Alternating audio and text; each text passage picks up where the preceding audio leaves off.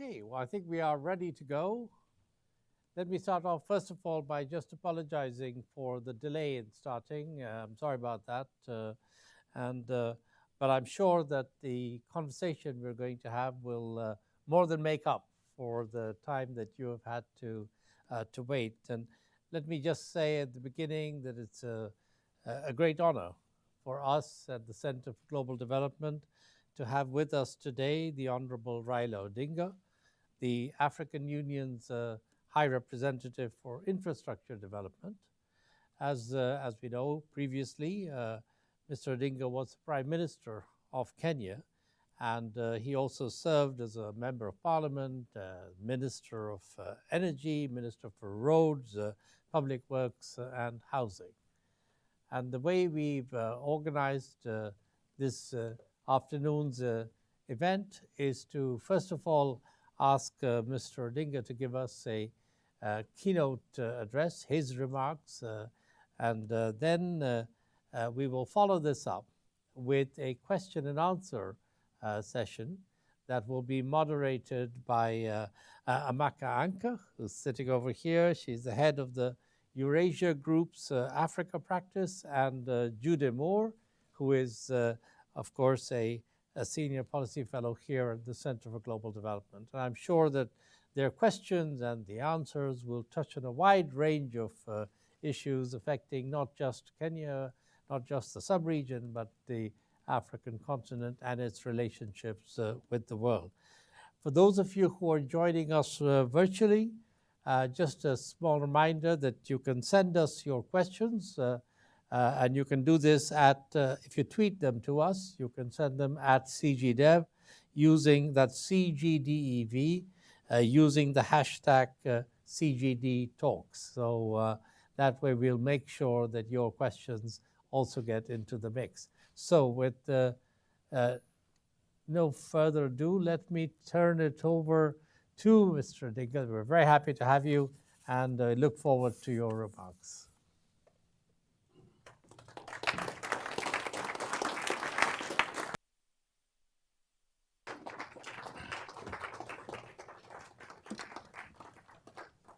Thank you very much, Mr. President. Distinguished guests, ladies and gentlemen, good afternoon. Let me begin by saying that I'm happy to lead a delegation from Kenya to the United States at this time when the world is opening up after the AIDS pandemic. I can see, COVID pandemic. I can see that there's still double standards in the United States, because there's some places where we don't have to wear masks, and some places we see people wear masks. I can now see here a mixture, a kind of a rainbow here, some of those with masks and those without masks. But I wanted to make some remarks, which are general, about our situation in Africa, and then in Kenya specifically, after which, of course, we'll have a general conversation. I am talking to you as a Pan-Africanist and an Afro-optimist. Pan-Africanist meaning that those people who believe in Africa and the power of African to change Africa, as opposed to Afro-pessimists, those who think that Africa is a lost cause. Now, when African people rose up to fight against colonial yoke, to liberate themselves, and I was present as a young boy during that struggle, they were saying that we want to remove imperialism so that we can be able to take over reins of our country and to be able to confront the three major enemies of our people, which are ignorance, poverty, and disease. Later on, we added the fourth one, which is bad governance. Then independence was achieved. After independence came African new leadership on the continent began to try to move together and to try to unite the African people. Remember, this movement was led by the first president of Ghana, Dr. Kwame Nkrumah. And in that period of time, Pan-Africanism took a different turn. So there was no, first, the catchphrase at those times was that Africa will not be independent or free until every inch of the continent is free. At that time, the southern part of Africa was still under apartheid regime. Then the movement for liberation of Southern Africa became the major preoccupation of what was called the Organization of African Unity. Unfortunately, I mean, around that time, an ideology was developed which said that Africa, African for Africa, and that African should not follow blindly foreign ideologies. They started to say that the adversarial way of resolving issues, that is political pluralism, was alien to African traditional culture. That, in other words, a parliamentary system where you have got an opposition and you have got a ruling party was un-African. That the African traditional system allowed for conflict resolution by way of consensus building. What's they're going to call Palaver, the late president of Senegal, Leopold Sédar Senghor, called it Palaver. Kwame Nkrumah, of course, led this charge. And for quite some time, then this movement gained traction. It was saying that multipartyism was a luxury which young developing countries could ill afford. That the gigantic task of nation building required consolidation of efforts. As a result of this, most of the opposition political parties were led into extinction. A series of measures, coercion, blackmail, bribery. Through these measures, multi-party system which had been inherited at independence was killed, and we ended up now with single party systems on the continent. This eventually led to military coups. So by the 70s, a number of most African countries, majority were either under single party systems or under military rule that time. With the extinction of opposition, then came in opaque systems of governance. The nepotism, ethnicity, and corruption became the order of the day.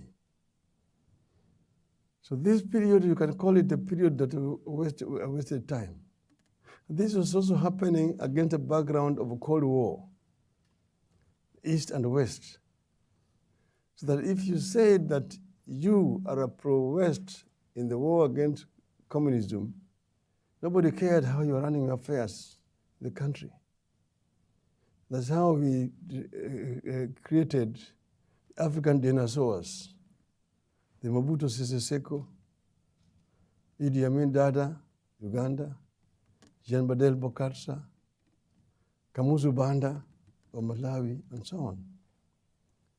So this is really a wasted period when African democrats were fighting against African dictatorships and receiving very little support from the West. The situation changed with the fall of the Berlin Wall of 1990. When the Berlin Wall fell, that the wind of change that was blowing in Eastern Europe also found its way into the African continent. The Western now also changed, the changed circumstances. Now, new vocabulary was invented: transparency, accountability, and good governance. This then led to the overthrow of a number of those dictatorial regimes and the emergence of multi-party system in the 90s. So African democratization took a different turn at this time, a period of time. And here now, new constitutions were drafted, term limits were reestablished, and more transparent and accountable systems of governance took place in the continent through 90s and so on. And you have seen the change since this thing happened.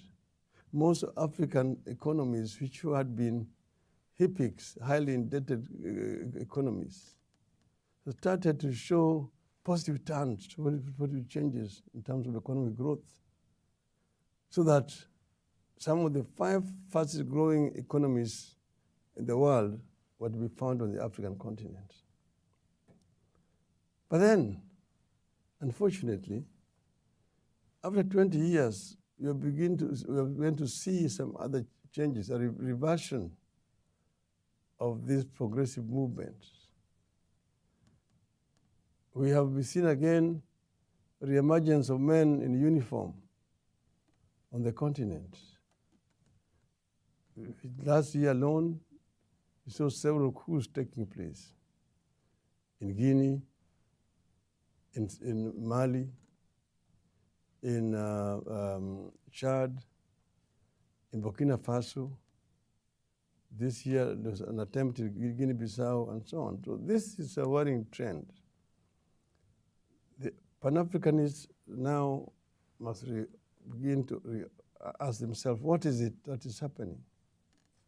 Why is it that all of a sudden you see the military taking over and they are being welcomed, the enthusiasm, by the public?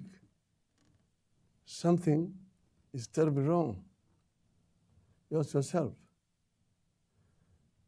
I myself want to hypothesize that because of the disappointment that the people have seen with the New Democrats, who have themselves begun to go back on the promises made to the people. In a number of cases, you'll find that when term limits were introduced, those who have been in power have began to revise those constitutions to extend their stay in power. And this itself is what probably is responsible for what's happening. So African democratization process is actually right now on trial. And Pan-Africanists and African Democrats must actually come together to defend the democratization process in our continent. Having said that, as introduction now, let me spend a few minutes now to talk about Kenya. As you know, Kenya is going to do an election this year, to be specific, on the 9th of August this year. This is going to be the, I think, 6th elections, or the 7th election since multi-party system was introduced in Kenya. And these elections are going to be transitional elections in the sense that the president is no longer going to run for the presidency. As you know, transitional elections are usually challenging transitions. Now, we have a movement that we call Azimio la Umoja movement, meaning that this is a declaration of unity of the people of Kenya. This is the vehicle that we are trying to use in these coming elections.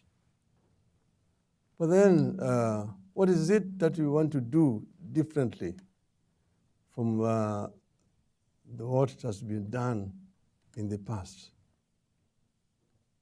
When we first came to power in 2002, the first time when the ruling party, which had been in government from independence to that period, was removed, we inherited a near bankrupt economy. And when we came in with a number of series of reforms. First, we came in with the reforms that was aimed at getting the economy moving again, growing again, creating employment for the people. But we also came in with a program to enhance education of our people. The first time we introduced a free primary education in the country. With the kind of reforms that we introduced, the economy began to grow again. We started to revive some of the institutions which had collapsed under the single-party dictatorship for a long time. There are several reforms in the agricultural sector which revived that sector and also created a lot of employment for our people. The food production itself was expanded in the country. We also were able to deal initially with the cancer of corruption in the country. Unfortunately, that did not last for a very long time. The old culture began to creep back into the country. Now, right now, we're saying that we want to do is to now continue the reforms that we had started at that time. We're saying that I've mentioned the three enemies of our people, which is ignorance, poverty, and disease. And we are saying that we are not only going to continue the free primary education, but we will ensure that each and every Kenyan child, irrespective of the socioeconomic status of the parents, gets equal opportunity at education from nursery all the way up to university. We've also said that we want to continue. The current government has done well in the field of infrastructure. Quite a lot of investment that has gone into infrastructure in construction of highways, also in terms of energy generation, in terms of provision of water, affordable housing scheme, and so on. It is not yet quite adequate, whatever they've done, but we were saying we want to take off from there and continue and expand growth in several sectors. education, and in the area of agriculture, because Kenya is still fairly dependent on agriculture production, that he wants to move away from dependence on rain-fed agriculture and introduce irrigation in certain areas, and also be able to construct dams to be able to harvest rainwater so that this can be made available to the population during the periods of drought. We are going to introduce smart agriculture.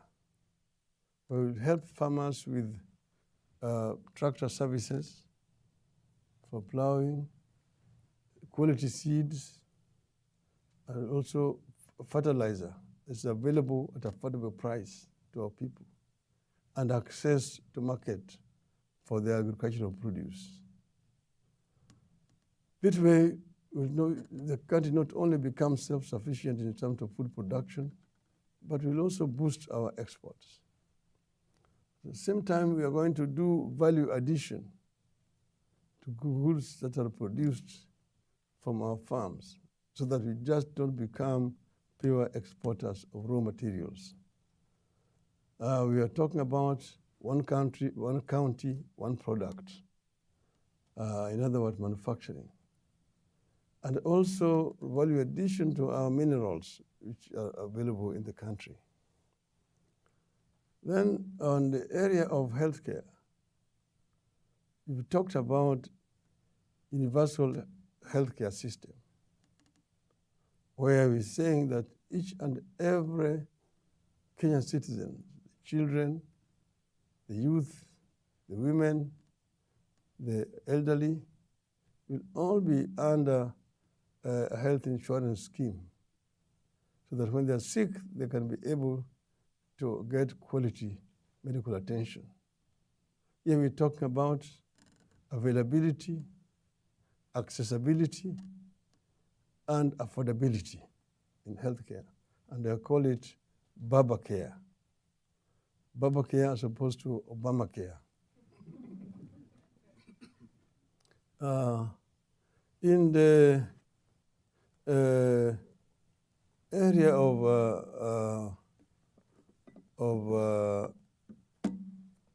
mentioned already the area of industrialization, that we want to go in that direction of industrialization generally. In terms of dealing with the poor of the poor in our country, and who are many,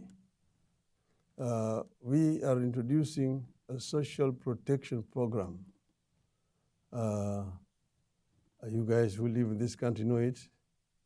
It is there in Europe, there in Brazil, in Egypt, in India. That's why what you said that we are going to introduce a social protection program for the very poor in our country. And they will be getting a cash transfer that will enable these families to be able to live some decent life for the period when they are in distress. That will be there. And then there's also another category of our population. These are single parent mothers. They're quite a number in our society. Those who lost their husbands, or those who are divorced, those who are with boyfriends and the accident of getting pregnant, abandoned. This category of people suffer seriously, and the children themselves have a lot of challenges in accessing quality education. And we say that these people will get assistance from our government. So what are we therefore saying? We are saying that we will continue with what is good, which has been done by this government. But we will discontinue practices which are abhorrent or which will actually not add value to what we want to do. Like one of the major enemies, not only of the people of Kenya, but generally of Africa, is the issue of corruption. Corruption diverts valuable resources into private pockets of individuals, and there's also scares away investments. We are not able to attract a lot of foreign direct investments into the African continent, particularly because of the cancer of corruption. And we have said that we are going to practice a policy of zero tolerance to corruption. And here I mean truly zero tolerance to corruption. That is irrespective of your status, whether you are our grandfather, our father, our mother, our brother, our child or son or daughter, you will not be spared if you are found to be involved in the act of corruption. This is one of our major policies. Then, conclusion. As was said during the introduction, I am the African Union High Representative on Infrastructural Development. I was appointed by the chairman of the African Union in that capacity because of my past practice. In my earlier incarnation, I was once upon a time a minister for energy in Kenya and introduced reforms in the energy sector in Kenya. I then became the Minister for Roads, Public Works and Housing. I also introduced a lot of reforms in that sector as well. So I got the experience. And working with AU's NEPAD institution, I am working as a catalyst to ensure that the infrastructural projects which have been identified at the African Union level actually are implemented. There's what we call Program for Infrastructural Development in Africa, PIDA. That program has identified several projects on the continent. The highways, which are aimed at linking the African countries and opening the continent for trade. You will know that the AU set up what is called the Africa Free Trade Area, making the AU the biggest single market economy in the world. But Africa is not trading with itself much. Intra-African trade stands today at 15%, whereas inter-European trade stands at 70%. Intra-Asian trade stands at 50%. In Latin America, South America, it stands at 25%. But in the African trade, it stands only at 15%. So meaning that Africa trades very little with itself. Africa trades more with the outside world, Europe, Asia, and Latin America. The argument being made all the time is that, African countries cannot trade much with themselves because they produce the same things. You ask yourself, how about Europe?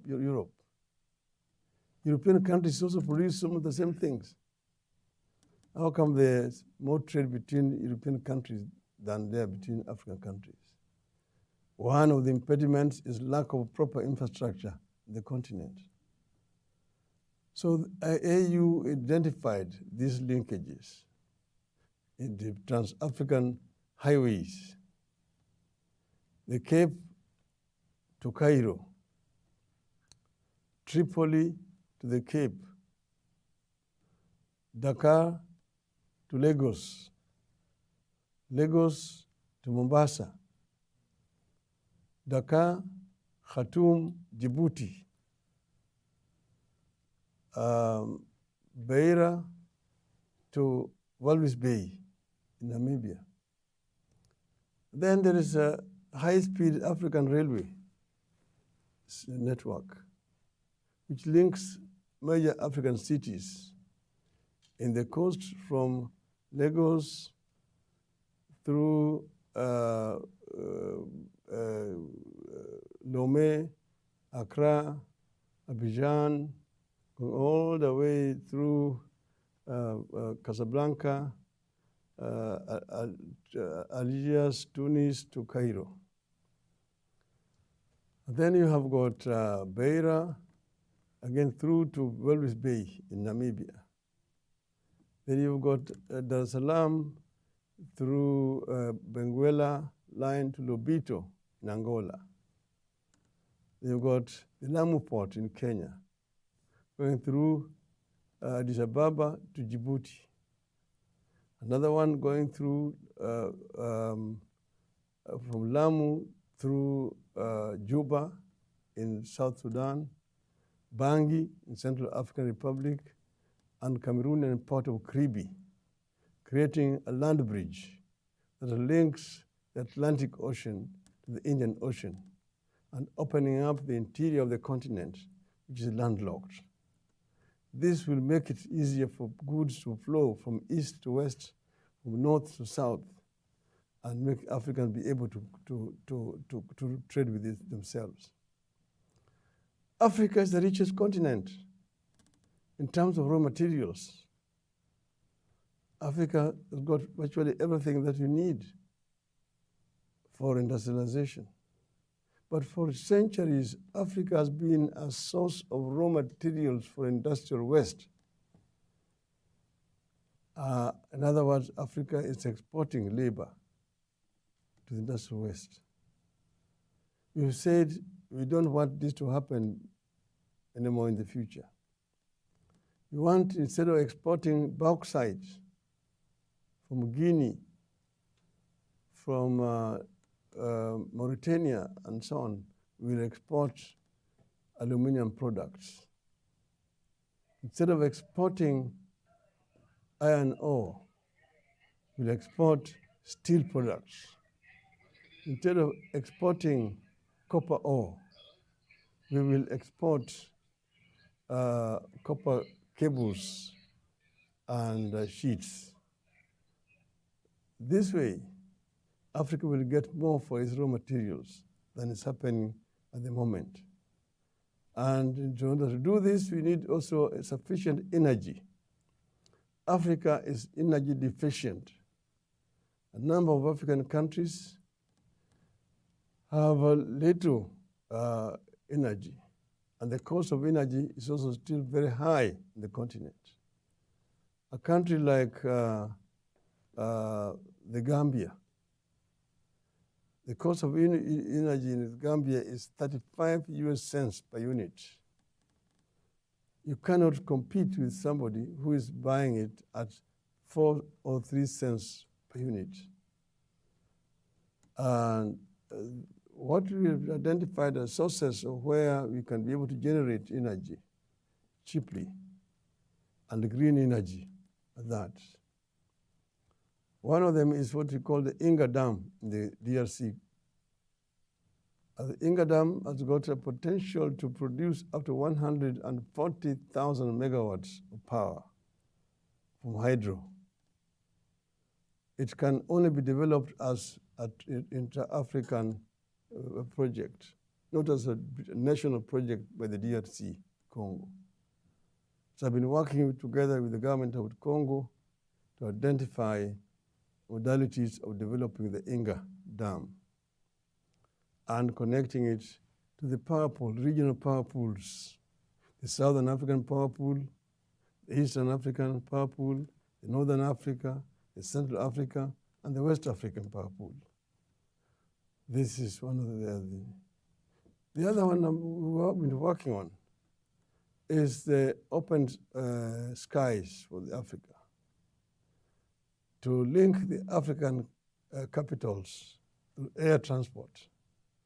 This requires establishing the common standards applicable so that you can be able to have an Africa command like they have in Europe, And this will make it much cheaper. At the moment, air transport across the continent of Africa is very expensive compared to what it costs the Europeans to travel across Europe. So this is another area we're working about. And apart from that, also modernizing or constructing new airports in several African capitals. The other one is the fiber optic network across the continent. This is, again, an area where we're working. My job is to help companies that are engaged in construction of this network by removing political barriers among several states in the continent so that the continent is completely connected through fiber optic network. The other one we're working on is water transport within the continent. One is in the Congo River, which is called the largest river in the continent. Then the other one is the Nile River, to make Nile River navigable from the Mediterranean the way to the Lake Victoria, so that ships can come direct to Lake Victoria without having to go through the Suez and the Gulf and going around.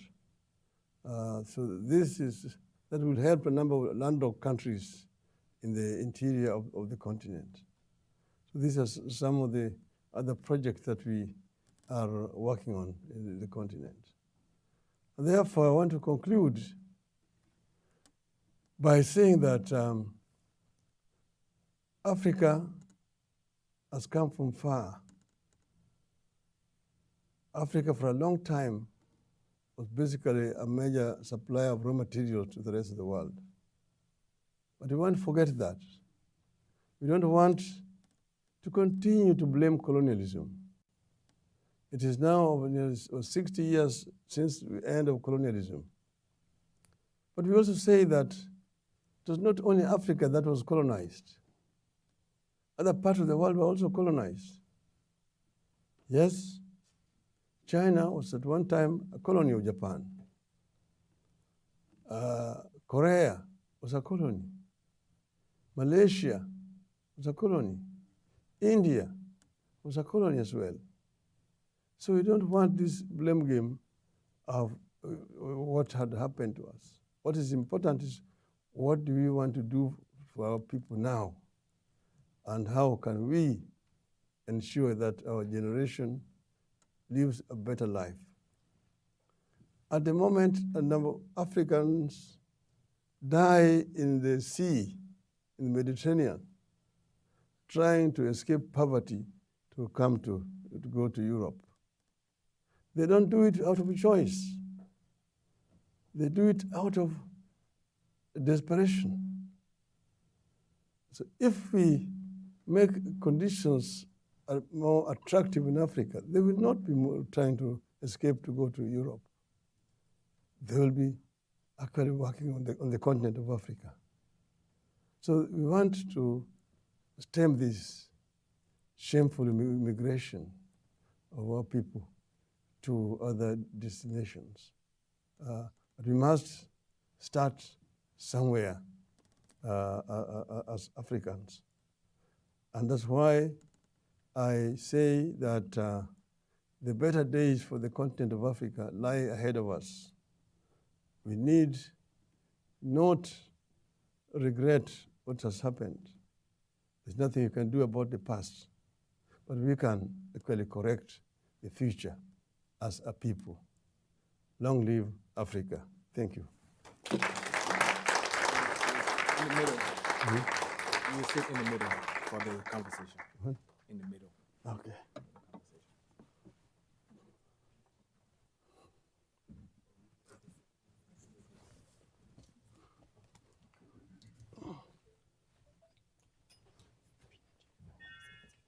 You want?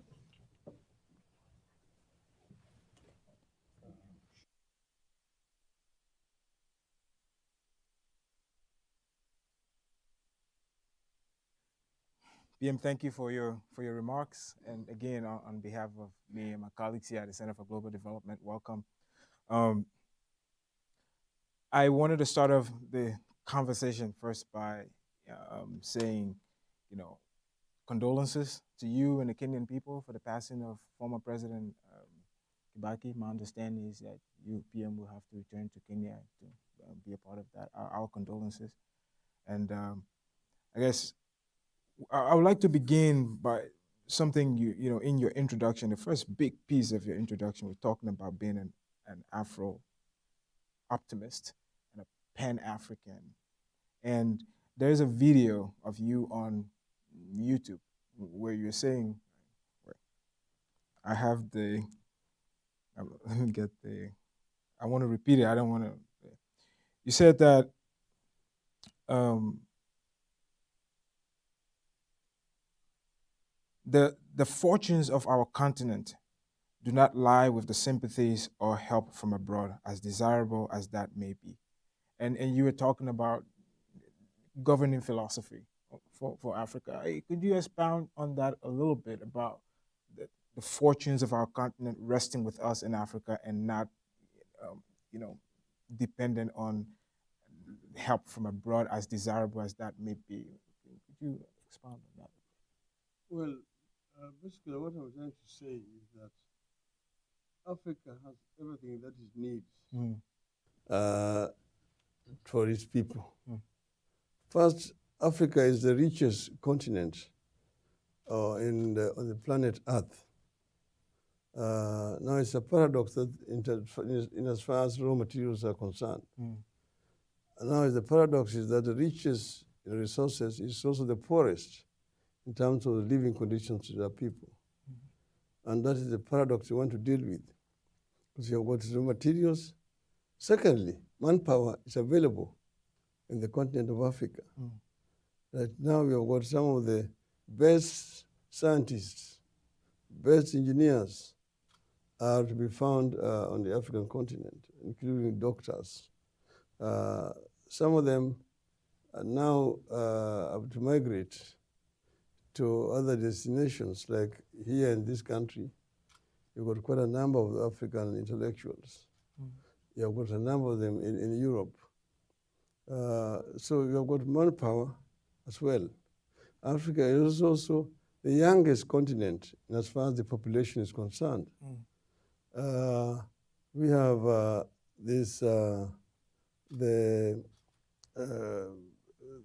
what do you call in Africa, the demographic dividend.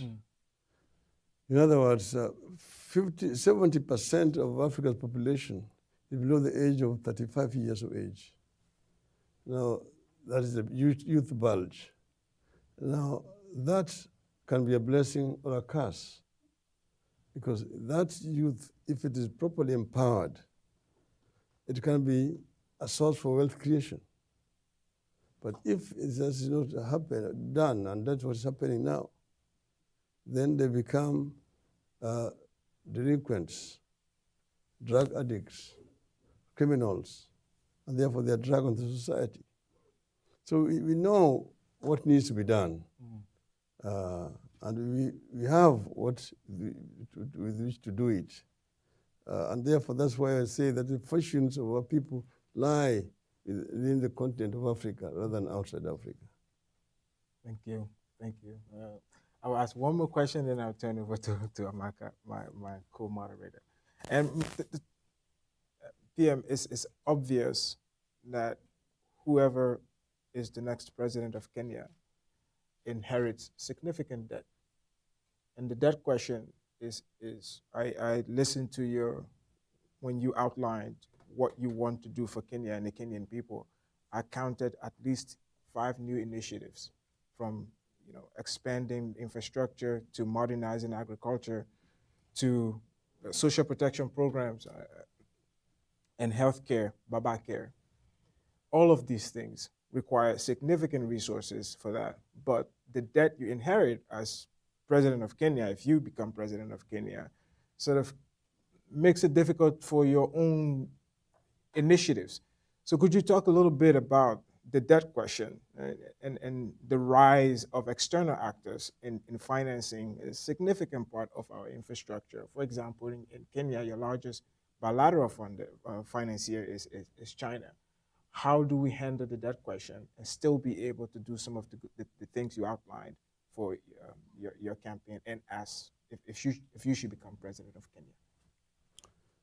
Well, debt has been a part of the argument internationally, African debt generally. But I'm saying there's really nothing wrong in having debt. What is important is the ability to repay the debt. That to me is what we need to be addressing. If the economy is growing, then the ability to prepay also grows generally.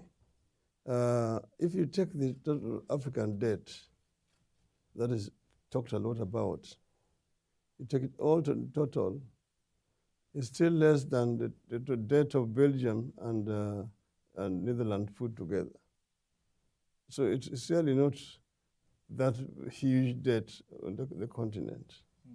And what you need to do is see what this debt was borrowed to do what? Because if it was borrowed and invested properly, then your capacity to repay also increases. If you find that repayment is a burden, then you restructure the debt.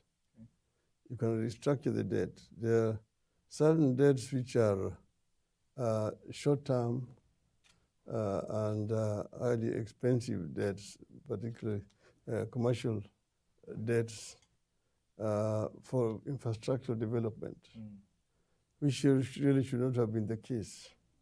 But of course, I'm not responsible. I was just going to inherit what has been done by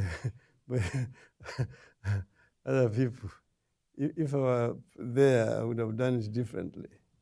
As you know that in my other incarnation, I was involved in decision-making, the government. Now we are inheriting the situation, and I see that we are able to find ways out of it. We can renegotiate some debts. We can talk to maybe other people so that you do not just have to spend money repaying debts and there's no development. At the moment, out of every 100 shillings collected from Kenya's taxpayer, 70 goes into debt repayment. Only 30 is available for the other youth, mostly recurrent. That's not a very healthy situation. But I see that it's an issue that we will be able to deal with. Thank you, sir. Amaka? Can I maybe follow up on that really quickly before I move up onto the next question, which is, because you just said 70% of tax revenue goes to debt servicing. Do you see any specific opportunities to raise revenue to deal with all of the ambitions you have in terms of investments and the economy? Are there any specific revenue opportunities? I know Kenya is about maybe 17, 18% of GDP in terms of revenue, but OECD average is 30%, right? What opportunities do you see to raise revenue? You see, I was saying each government has got its own policies and methods of doing it, of raising revenue. My view right now is that the levels of taxation is a little bit too high, and the net is so small. And my view is that if you broaden the net and you lower the level, you'll be able to collect more revenue. You see, so my view is, because if it's too high, the tendency to evade is usually also very, very high. And that's why I'm seeing an opportunity. Okay. So let me switch gears and talk about something we haven't talked about yet, which is the BBI project. So for people who don't know, Build Bridges Initiatives, which was a proposal to amend Kenya's constitution to do different things, including expanding the executive and in some cases bigger transfers to county governments.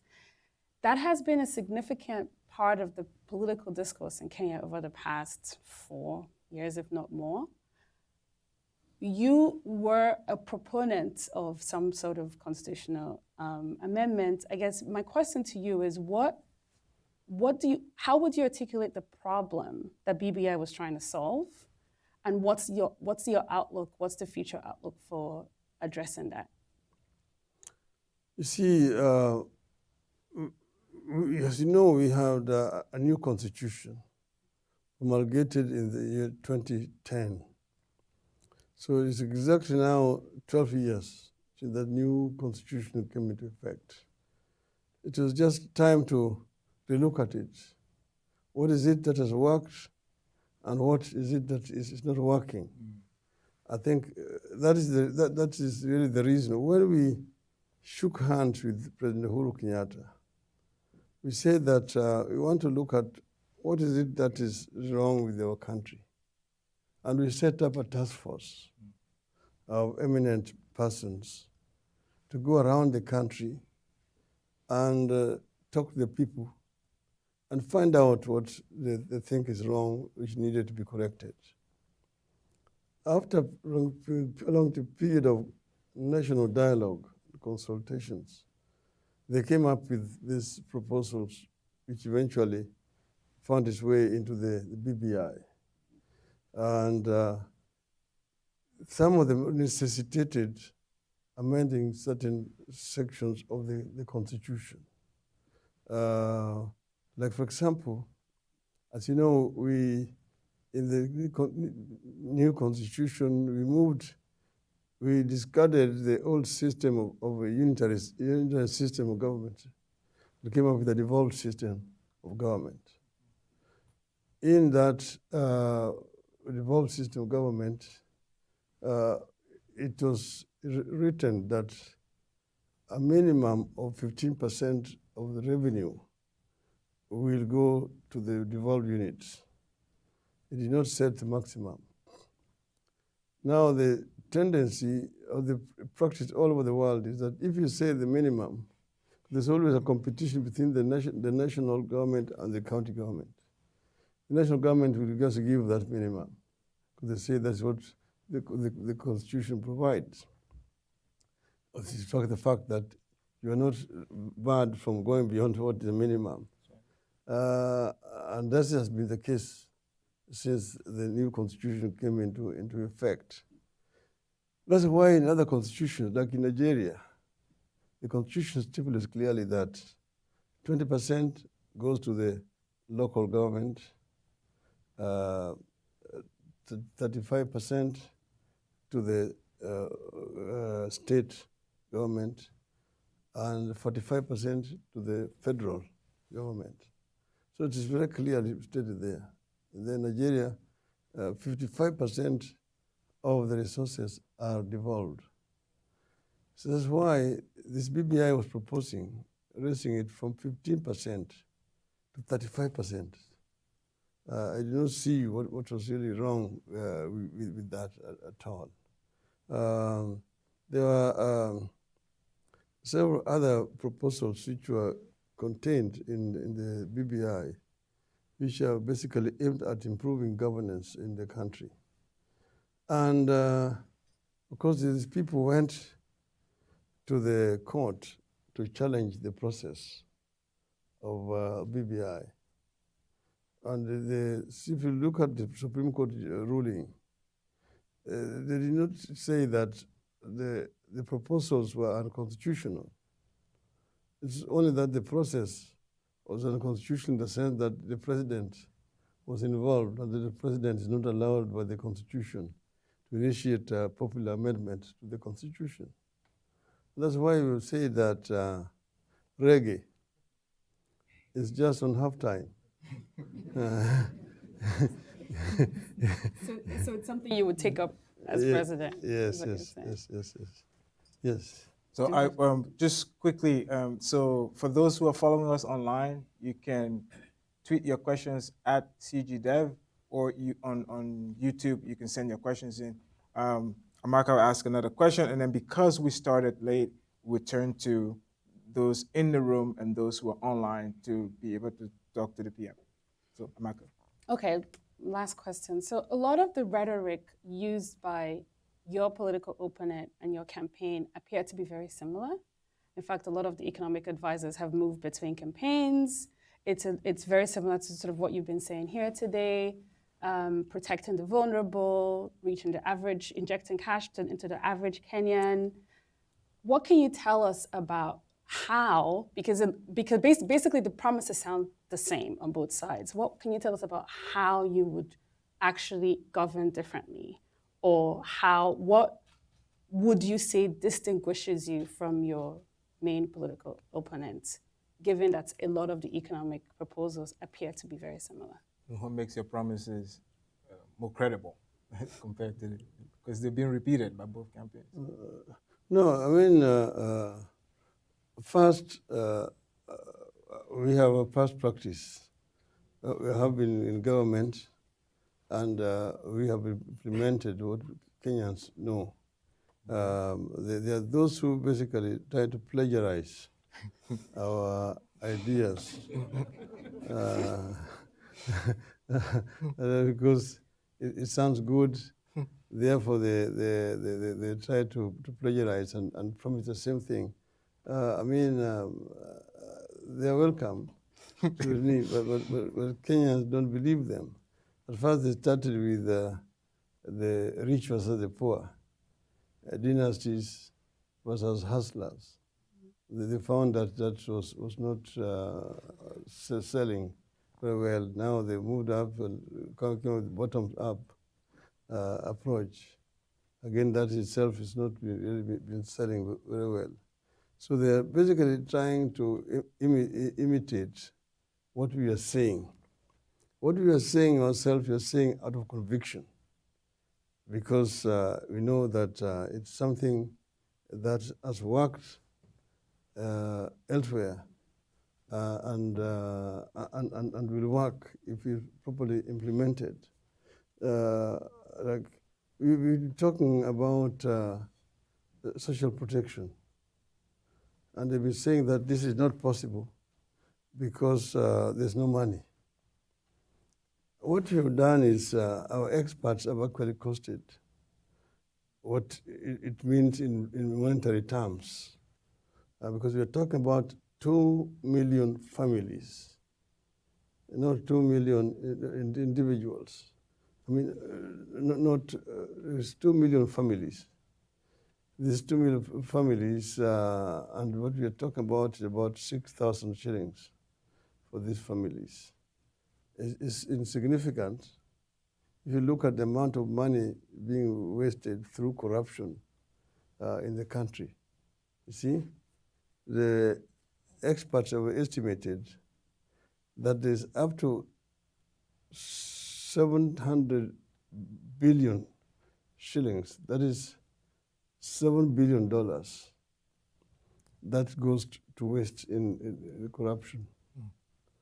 What we are talking about here is just $1.4 billion. Okay, so it's something that is actually doable, achievable. It is not just propaganda picked from somewhere. Thank you. With this, we would like to turn to the audience. She has the microphone, and she'll be able to. So, him, and Kelsey, you're following online, right? Thank you.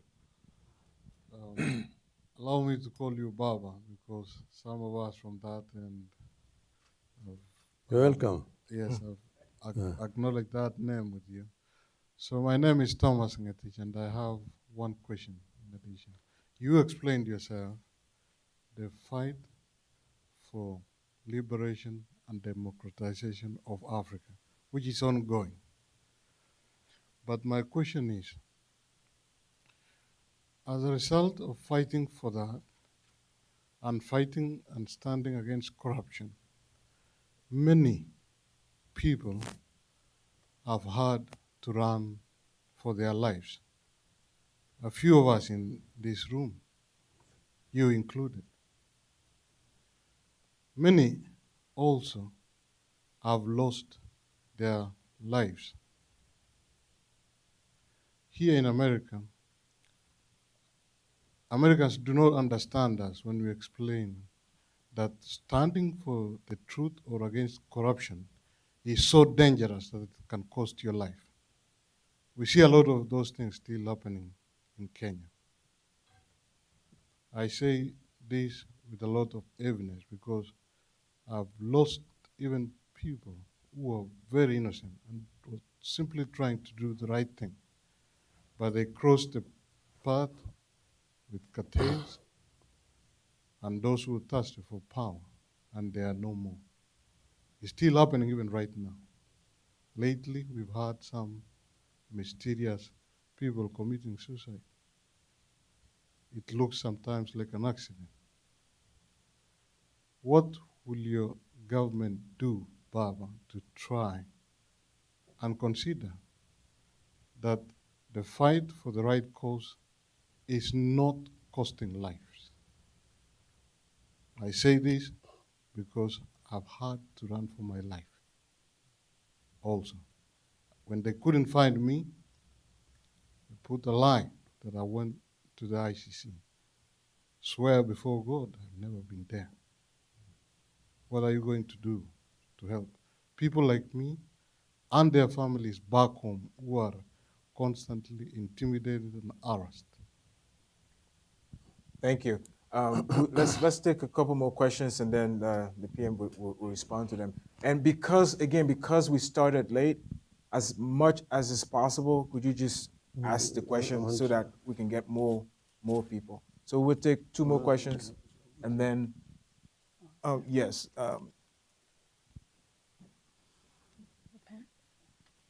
Okay.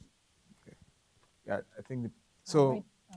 Him, and then Liz, and then we'll go do another round, please. Then we'll do this side, and then we'll come back here. Okay. Go ahead, sir. All right. Thank you, Prime Minister. My name's Julian Piquet. I'm a reporter for the Africa Report and Jeune Afrique here in Washington. So as you know, Deputy President Ruto was here just a few weeks ago, right before you met with a number of U.S. officials, and he asked the Biden administration to be on the lookout for electoral violence and election irregularities from his opponents. I was wondering what your response was to that, and also if you could tell us, what your message is to U.S. officials you're meeting with. Thank you, sir. We'll take one more. Or do you want to respond now? Ruto, DP Ruto said that the U.S. government should be on the outlook for election irregularities and possible violence. So what do you say to that, and what is your message to the U.S. government? One more question here, and then we'll go to this side. Thank you very much for being here with us. So I just have a very quick question about the integrity of the voting process. That's clearly something very sensitive to you, given the last presidential election. And so I'm just kind of curious as to maybe what reforms have been put in place so that maybe this time around there's a little bit more confidence around the voting. The integrity of the voting process. Okay. Considering the last time you ran in an election, there was questions around the integrity of the process itself. I think we should let the PM address those questions, and then we can go to, so the first one is those who fled, those who were affected in the pursuit of truth. What will you do to ensure that doesn't happen? The second question is about violence in the electoral process, and then her question was similar to that.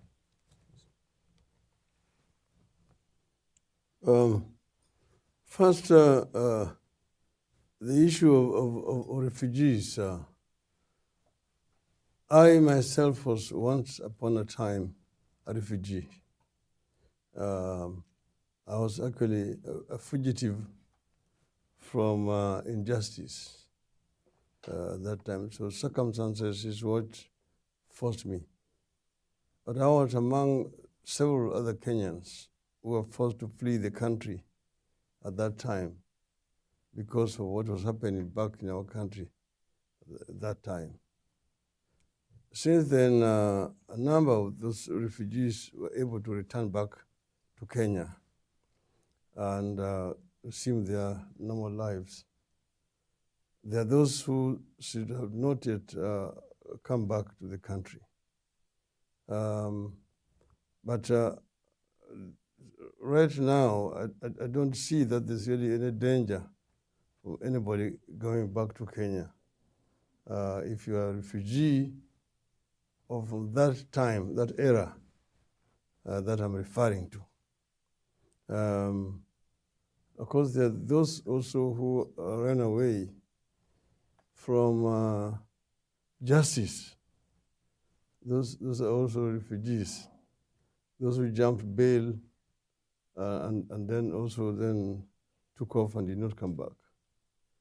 But I just want to give an assurance that if you fall in the first category, like myself, I can not speak now for the current government, but I can give you an assurance that after the elections and when we come to power, not if, you will be very free to come back to Kenya and nothing will happen to you. Second is about the Vice President, or the Deputy President of the Republic of Kenya coming to the United States to seek assistance from the United States government to ensure that the elections will be free of violence.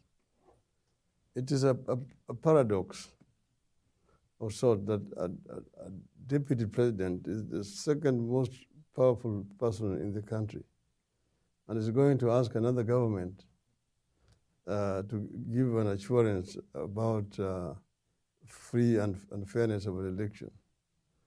It's basically trying to ask for some sympathy. Somebody who has probably already sensed defeat and looking for excuses than assurances. What kind of assurance can the United States government give you about free and fair elections and nonviolence? I myself have been a candidate, was a candidate in the last elections, and he knows it, and he knows what exactly happened. And I went to court, and the court nullified the elections on account of irregularities that had taken place at that time. But then the Electoral Commission refused to rectify some of those impediments to free and fair process, and that's why we did not participate in the subsequent repeat elections. But he himself has said, I lost elections, and there are people who lose and don't want to accept that we have lost elections. So I myself, I mean, the United States cannot guarantee non-violence elections in Kenya. It's the Kenyan people who will guarantee non-violence of elections in Kenya. Because if there's violence in election in Kenya, all of us will be victims, not only one candidate. And all of us want to see a free and fair electoral process. I can give him a guarantee that from our side, me and all our supporters will ensure, will work to see that the process is free and fair. But we also want him to do the same thing on his other part. Just recently, 3 weeks ago, I was attacked by gangs organized by his own supporters. And my chopper nearly crashed through the hails of stones that they were throwing at my chopper. They severed the windscreen. I mean, that was supposed to be taught a lesson that was his stronghold. So actually, if you live in a glass house, you should not throw stones. So, okay. Number three, the integrity of voting process. I think that the integrity of voting process is what all of us are talking about. And this can only be guaranteed by the Electoral Commission. Ourselves, we have demanded, we have said that elections is a process.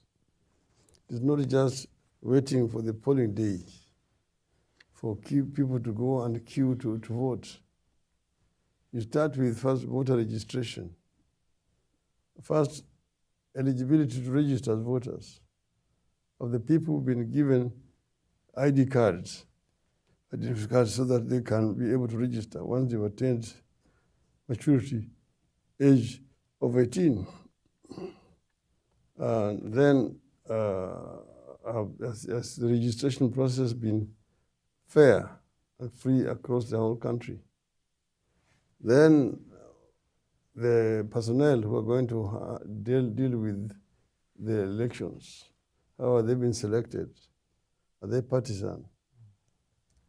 And the voting materials, the voter register, has it been properly compiled and inspected? Then the ballots, where are they printed? Then the transmission of results, what technology is being used, which company is providing it, and is it transparently acquired? Those are some of the things that need to be inspected and agreed upon. But I just want to say that as far as we are concerned ourselves, we will do our part. But we are ourselves players in the uniform. We are not the referee. The referee is the Electoral Commission. So I just quickly, because we started a bit late, we will try to end at 7, and we've got like 5 minutes left. So we should take questions from this side, and then get. I should note before we do that is that at the end, the PM came with some members of the society in Kenya, governors and people, and so hopefully just to recognize them too before. So please, this side, a couple of questions for the PM. Apparently there are no questions from that side.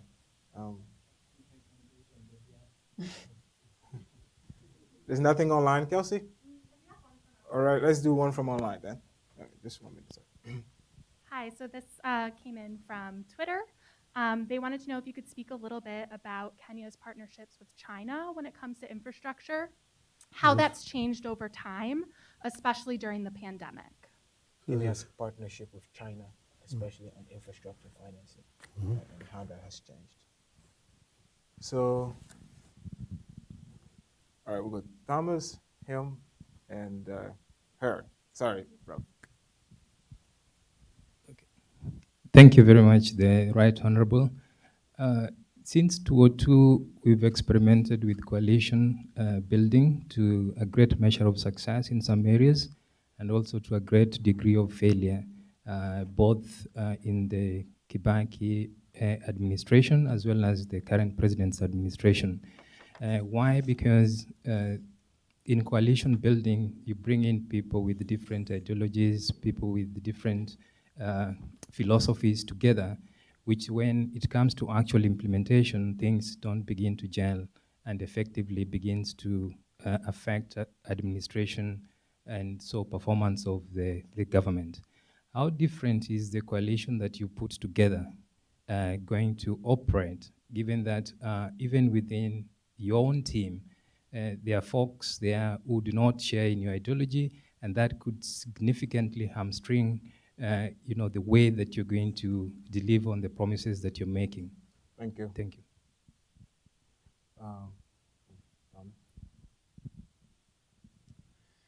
Thank you very much for coming. So you talked earlier about refugees from Kenya, and I wanted to maybe turn to refugees who are currently in Kenya. Kenya is a major host of refugees in the region and has both threatened to close refugee camps and also passed a much more progressive refugee act to treat refugees, allow more labor market access. And so I was wondering what your approach toward refugees that Kenya is currently hosting would be if you were to become president. Thanks very much. And then we'll just stick you and then give the PM. Thank you very much. So my name is Salome Aringo. I'm a Kenyan American. And my question to you is, should you become the president, what would be your top priority within the first 100 days of your administration? And secondly, unemployment is a big problem in Kenya right now, particularly amongst the youth. What does your incoming administration have in place or have in mind to resolve that issue or address it for the youth? Thank you. Employment. Thank you. Unemployment is high, especially among the youth. How do you intend to address it? And then Thomas was about your policy toward refugees.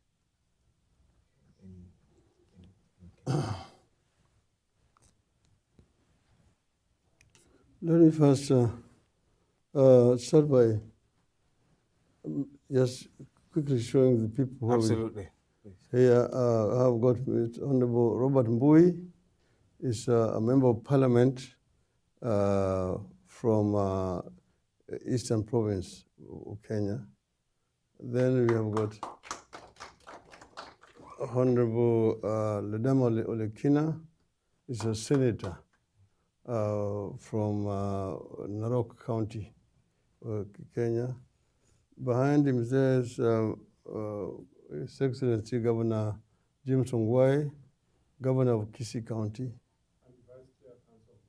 and the Vice Chair Council of Governors.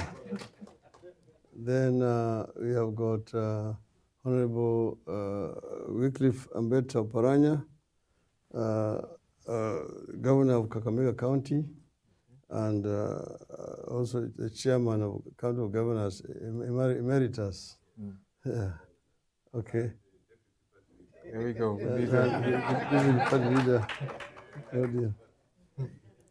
Honorable Suleiman Shabal is a businessman from Mombasa in Kenya. Professor Makao Mutua, SUNY professor, University of New York, Buffalo. Madame Sally Kosgei, ambassador, head of civil service in Kenya, and minister for agriculture and higher education as well. Madam Sabina Chege, that is a member of parliament for Murang'a County. Okay? There we go. And the chair of that committee. Yes.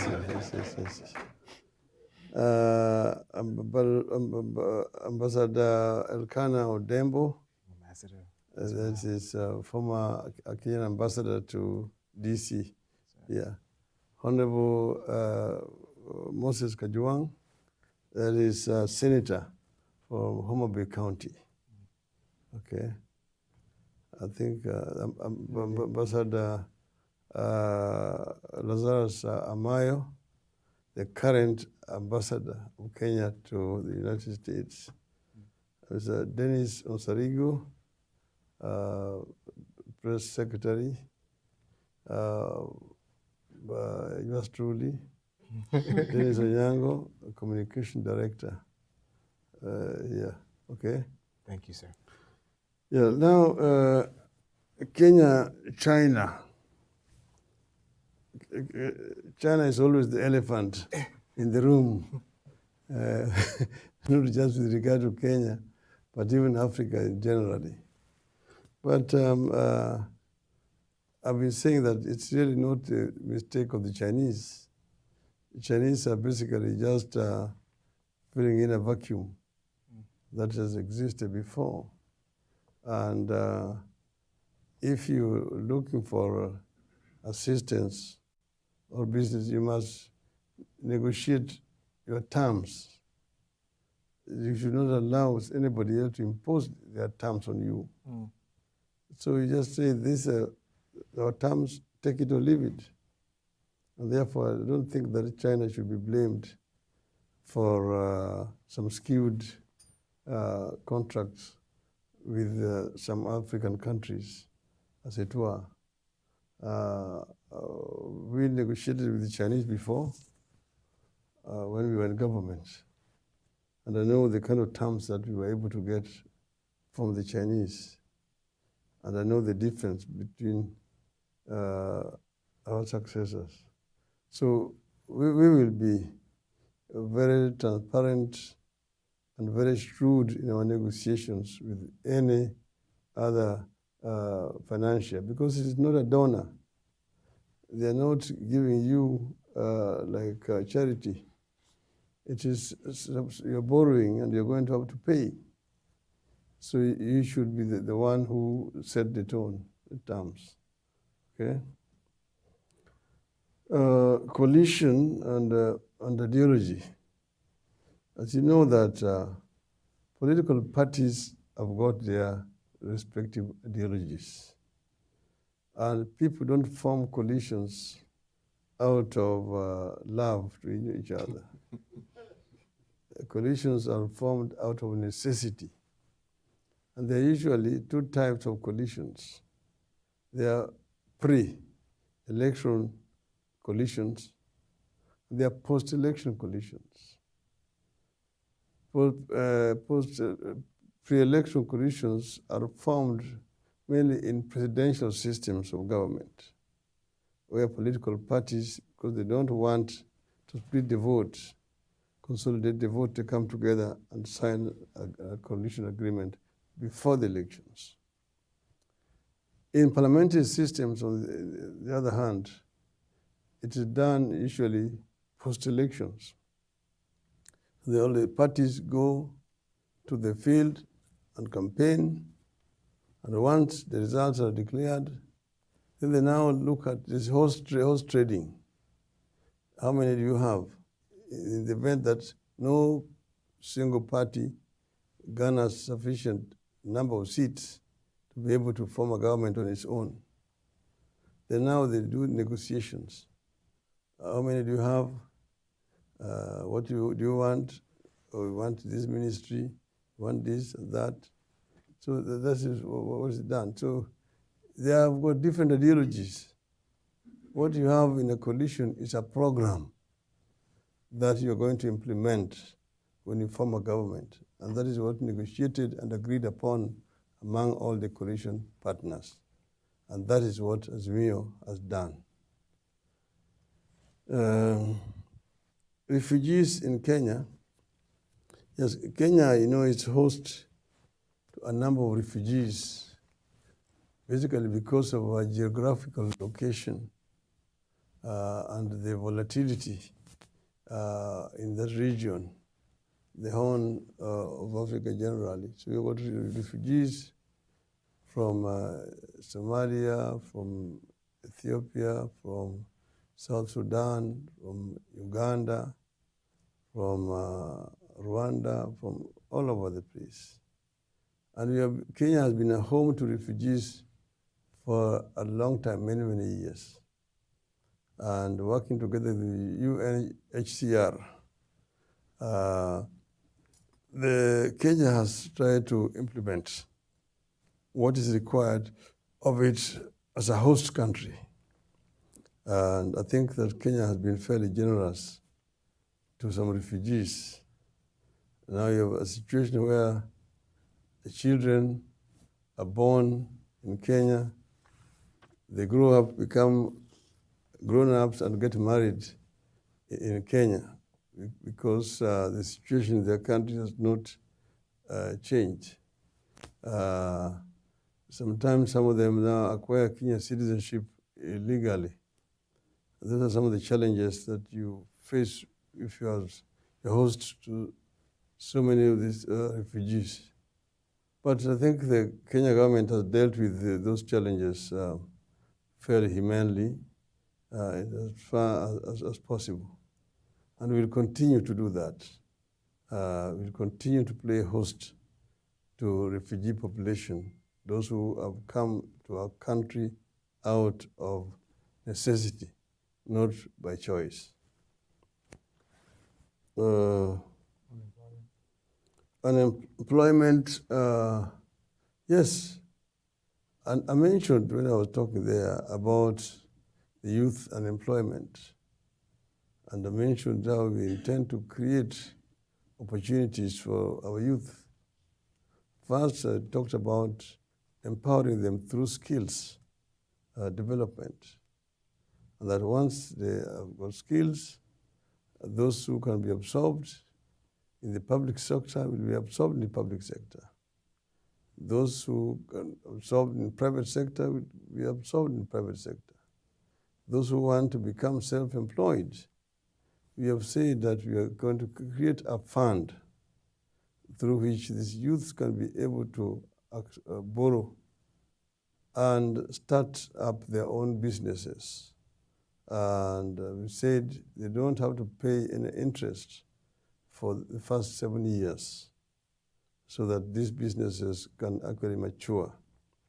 I'm meaning here what we call micro, small and medium enterprises, what people now call juakali or informal sector. Yet it employs about 20 million people. So we are going to formalize it and also ensure that they're able to also make their contribution to the economy. Yeah. So we have a very comprehensive program for youth unemployment. The first 100 days of Baba's government, I'm going to announce it shortly. It's still a secret. But one of it, we take very drastic measures against the dragon of corruption in those 100 days. The rest I will be announcing shortly. Thank you. Mr. Prime Minister, on behalf of the Center for Global Development, I want to thank you for taking the time to be with us today. Please put your hands together for me. Thank you, Dr.